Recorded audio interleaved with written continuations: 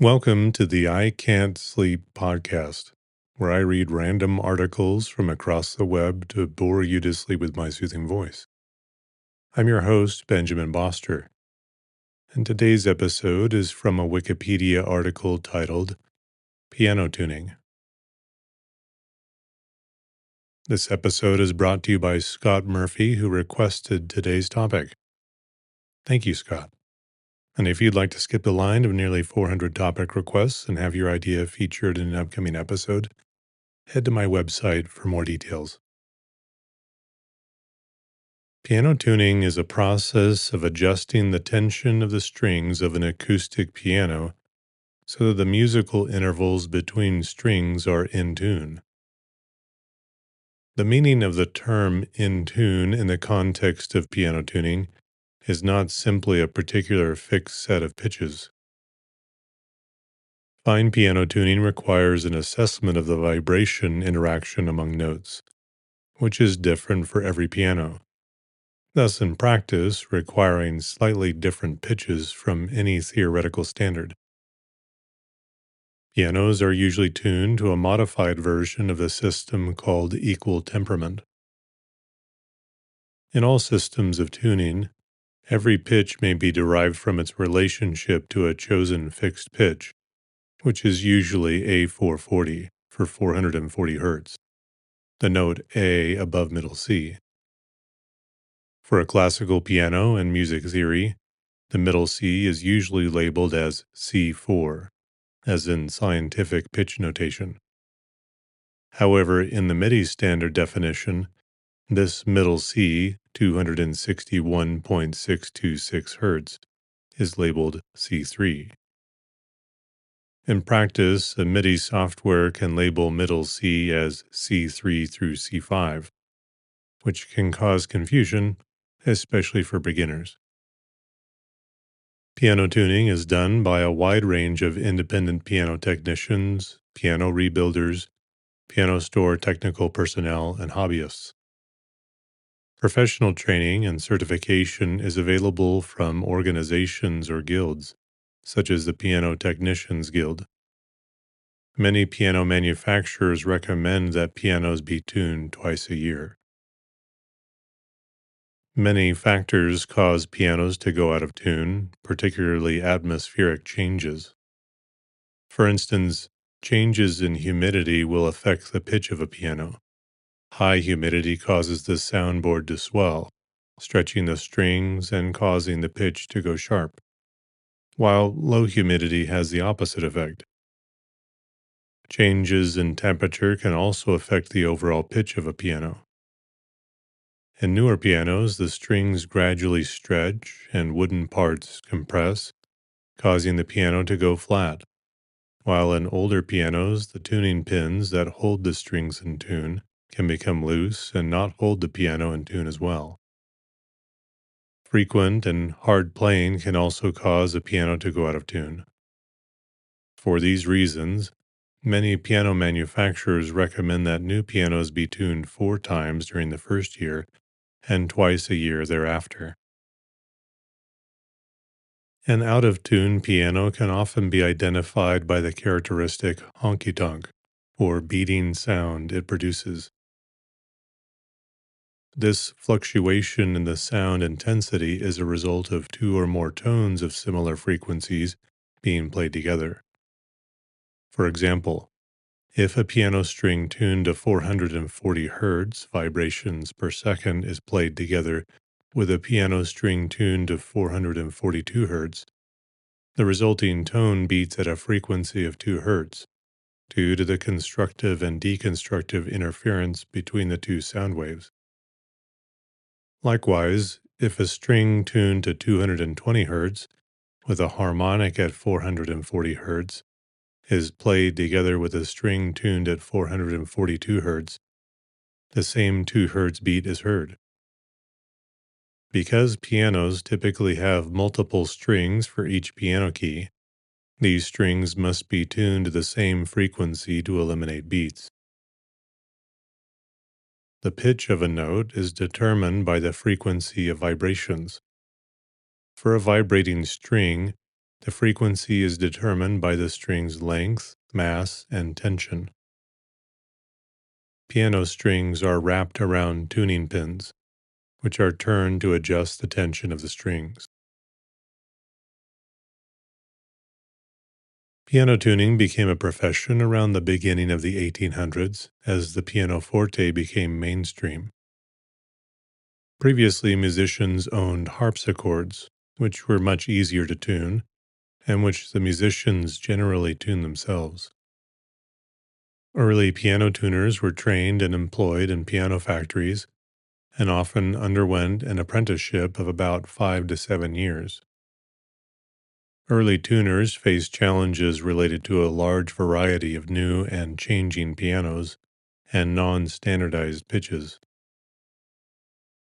Historically, keyboard instruments were tuned using just intonation, Pythagorean tuning, and mean tone temperament, meaning that such instruments could sound in tune in one key or some keys, but would then have more dissonance in other keys. The development of well temperament allowed fixed pitch instruments to play reasonably well in all of the keys. The famous Well-Tempered Clavier by Johann Sebastian Bach took advantage of this breakthrough, with preludes and fugues written for all 24 major and minor keys. However, while unpleasant intervals, such as the Wolf interval, were avoided, the sizes of intervals were still not consistent between keys, and so each key still had its own distinctive character. During the 1800s, this variation led to an increase in the use of quasi-equal temperament, in which the frequency ratio between each pair of adjacent notes on the keyboard were nearly equal, allowing music to be transposed between keys without changing the relationship between notes. Pianos are generally tuned to an A440 pitch standard that was adopted during the early 20th century in response to widely varying standards. Previously, the pitch standards had gradually risen from about A415 during the late 18th century and early 19th century to A435 during the late 19th century. Though A440 is generally the standard, some orchestras, particularly in Europe, use a higher pitch standard, such as A442. A stretched string can vibrate in different modes or harmonics, and when a piano hammer strikes a string, it excites multiple harmonics at the same time. The first harmonic or fundamental frequency is usually the loudest and determines the pitch that is perceived. In theory, the higher harmonics, also called overtones or partials, vibrate at integer multiples of the fundamental frequency, e.g., a string with a fundamental frequency of 100 Hz would have overtones at 200 Hz, 300 Hz, 400 Hz, etc.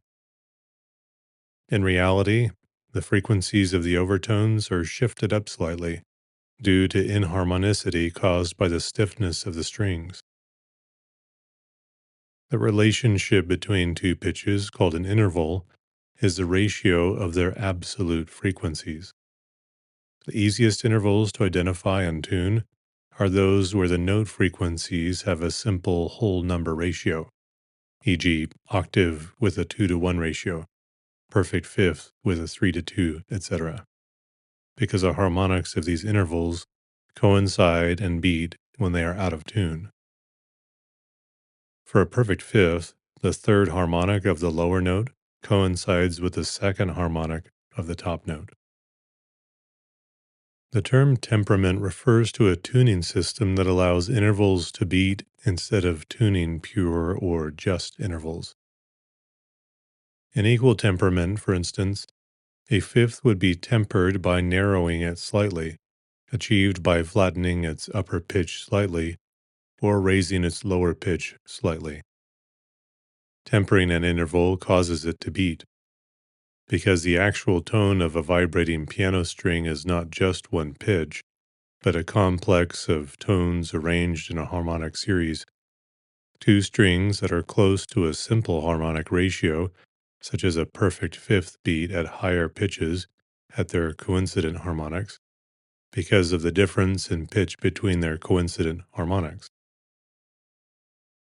Where these frequencies can be calculated, a temperament may be tuned aurally by timing the beats of tempered intervals. A common method of tuning the piano begins with tuning all the notes in the temperament octave in the lower middle range of the piano, usually F3 to F4.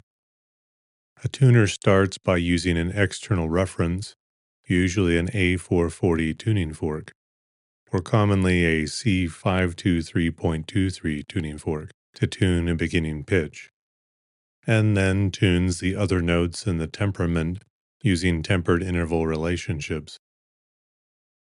During tuning, it is common to assess perfect fifths and fourths, major and minor thirds, and major and minor sixths, often playing the intervals in an ascending or descending pattern to hear whether an even progression of beat rates has been achieved. Having established the 12 notes of the chromatic scale, the technician then replicates the temperament throughout the piano by tuning octaves and cross-checking with other intervals to align each note with others that have already been tuned. Electronic piano tuning devices are also commonly used. These are designed to adjust the same tonal complexities that the aural tuner encounters. The devices use sophisticated algorithms to continuously test the harmonic makeup of each string as it is sounded, and apply the derived information to determine its optimal pitch within the context of the entire instrument. There's a table in this article that lists the theoretical beat frequencies between notes in an equal temperament octave. The top row indicates absolute frequencies of the pitches. Usually only A440 is determined from an external reference. Every other number indicates the beat rate between any two tones, which shares a row and column with that number in the temperament octave. Slower beat rates can be carefully timed with a metronome or other such device. For the thirds in the temperament octave, it is difficult to tune so many beats per second, but after setting the temperament and duplicating it one octave below, all of these beat frequencies are present at half the indicated rate in this lower octave, which are excellent for verification that the temperament is correct.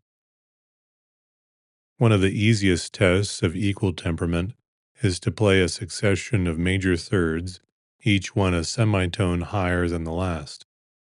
If equal temperament has been achieved, the best rate of these thirds should increase evenly in the temperament region. The next table in this article indicates the pitch at which the strongest beating should occur for useful intervals. When tuning a perfect fifth, for instance, the beating can be heard not at either of the fundamental pitches of the keys played, but rather an octave and fifth, perfect 12th, above the lower of the two keys, which is the lowest pitch at which their harmonic series overlap. Once the beating can be heard, the tuner must temper the interval either wide or narrow from a tuning that has no beatings.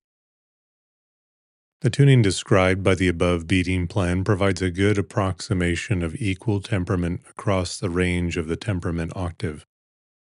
If extended further, however, the actual tuning of the instrument becomes increasingly inaccurate because of the deviation of the real partials from the theoretical harmonics. Piano's partials run slightly sharp as increasingly higher orders of the harmonic series are reached. This problem is mitigated by stretching the octaves as one tunes above and to an extent below the temperament region. When octaves are stretched, they are not tuned to the lowest coincidental overtone, second partial, of the note below, but instead to a higher overtone, often the fourth partial. This widens all intervals equally, thereby maintaining intervallic and tonal consistency.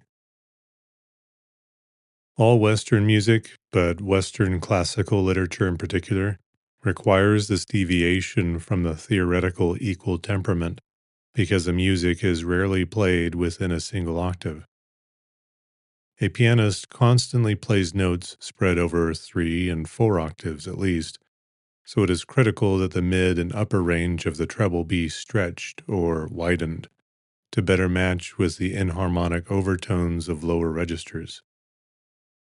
Since the stretch of octaves is perceived and not measured, the tuner determines which octave needs more or less octave stretching by ear. Good tuning requires compromise between tonal brilliance, accurate intonation, and an awareness of gradation of timbre through the compass of the instrument. The name of this modification of the width of the scale is called the piano tuner's octave, as opposed to the simple 2-to-1 octave expected from a theoretical harmonic oscillator. The amount of stretching necessary to achieve the desired compromise is a complicated determination described theoretically as a function of string scaling. String scaling considers the string's tension, length, diameter, weight per unit length, and an elasticity in either the string's core wires or any overwinding used to modify the wire's weight. The overwindings are normally made from a denser, heavier, but less springy metal than the steel used for the core. Imperfect springiness anywhere in the string wire makes its partials deviate slightly from mathematically pure harmonics. And no real material used to generating musical tones is perfectly elastic. The Railsback curve is the result of measuring the fundamental frequencies of stretched tunings and plotting their deviations from unstretched equal temperament. In small pianos, the inharmonicity is so extreme that establishing a stretch based on a triple octave makes the single octaves beat noticeably and the wide, fast beating intervals in the upper treble beat wildly, especially major 17ths, 2 octaves plus a major third. By necessity, the tuner will attempt to limit the stretch. In large pianos like concert grands, less inharmonicity allows for a more complete string stretch without negatively affecting close octaves and other intervals. So, while it may be true that the smaller piano receives a greater stretch relative to the fundamental pitch, only the concert grand's octaves can be fully widened so that the triple octaves are beatless. This contributes to the response, brilliance, and singing quality that concert grands offer. A benefit of stretching octaves is the correction of dissonance that equal temperament imparts to the perfect fifth. Without octave stretching, the slow, nearly imperceptible beating of fifths in the temperament region, ranging from little more than 1 beat every 2 seconds to about 1 per second, would double each ascending octave. At the top of the keyboard, then, the theoretically and ideally pure fifth would be beating more than 8 times per second.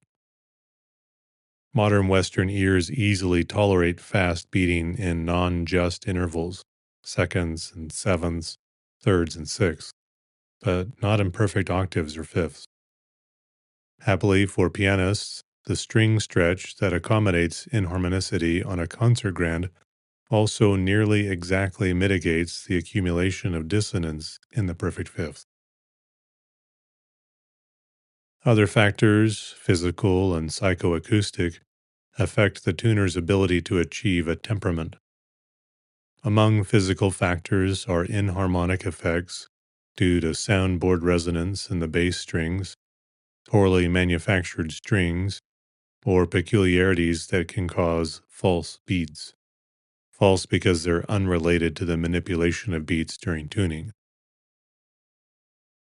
The principal psychoacoustic factor is that the human ear tends to perceive the higher notes as being flat when compared to those in the mid-range.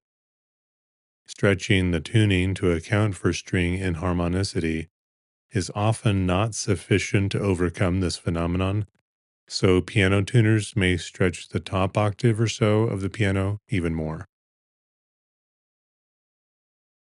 Common tools for tuning pianos include the tuning lever or hammer, a variety of mutes, and a tuning fork or electronic tuning device. The tuning lever is used to turn and set the tuning pins, increasing or decreasing the tension of the string. Mutes are used to silence strings that are not being tuned. While tuning the temperament octave, a felt strip is typically placed within the temperament middle section of the piano. It is inserted between each note's trichord, muting its outer two strings so that only the middle string is free to vibrate. A Pabst mute performs the same function in an upright piano and is placed through the piano action to mute either the two left strings of a trichord or the two right strings similarly. After the center strings are all tuned, or right if a Pabst mute is used, the felt strip can be removed note by note, tuning the outer strings to the center strings. Wedge-shaped mutes are inserted between two strings to mute them, and the Pabst mute is commonly used for tuning the high notes in upright pianos because it slides more easily between hammer shanks. In an aural tuning, a tuning fork is used to tune the first note, generally A4, of the piano, and then a temperament octave is tuned between F3 and F4, using a variety of intervals and checks until the tuner is satisfied that all the notes in the octave are correctly tuned. The rest of the piano is then tuned to the temperament octave, using octaves and other intervals as checks. If an electronic tuning device is used, the temperament step might be skipped, as it is possible for the tuner to adjust notes directly with the tuning device in any reasonable order. Piano acoustics is the set of physical properties of the piano that affect its sound. It is an area of study within musical acoustics. The strings of a piano vary in diameter and therefore in mass per length, with lower strings thicker than upper. A typical range is from 0.240 inches from the lowest bass strings to 0.031 inches, string size 13, for the highest treble strings. These differences in string thickness follow from well understood acoustic properties of strings. Given two strings equally taut and heavy, one twice as long as the other, the longer will vibrate with a pitch one octave lower than the shorter. However, if one were to use this principle to design a piano, i.e., if one began with the highest notes and then doubled the length of the strings again and again for each lower octave, it would be impossible to fit the bass strings onto a frame of any reasonable size. Furthermore, when strings vibrate, the width of the vibrations is related to the string strength. In such a hypothetical ultra-long piano, the lowest strings would strike one another when played. Instead, piano makers take advantage of the fact that a heavy string vibrates more slowly than a light string of identical length and tension. Thus, the bass strings on the piano are shorter than the double with each octave rule would predict, and are much thicker than the others. The other factor that affects pitch, other than length, density, and mass, is tension. Individual string tension in a concert grand piano may average 200 pounds and have a cumulative tension exceeding 20 tons each. Any vibrating thing produces vibrations at a number of frequencies above the fundamental pitch. These are called overtones. When the overtones are integer multiples, e.g., 2 times, 3 times, 6 times, of the fundamental frequency, called harmonics, then, neglecting damping, the oscillation is periodic, i.e., It vibrates exactly the same way over and over. Many enjoy the sound of periodic oscillations. For this reason, many musical instruments, including pianos, are designed to produce nearly periodic oscillations. That is, to have overtones as close as possible to the harmonics of the fundamental tone. In an ideal vibrating string, when the wavelength of a wave on a stretched string is much greater than the thickness of the string, the theoretical idea being a string of zero thickness and zero resistance to bending, the wave velocity on the string is constant and the overtones are at the harmonics. That is why so many instruments are constructed of skinny strings or thin columns of air. However, for high overtones with short wavelengths that approach the diameter of the string behaves more like a thick metal bar. Its mechanical resistance to bending becomes an additional force to the tension, which raises the pitch of the overtones. Only when the bending force is much smaller than the tension of the string are its wave speed and the overtones pitched as harmonics unchanged. The frequency raised overtones above the harmonics, called partials, can produce an unpleasant effect called inharmonicity.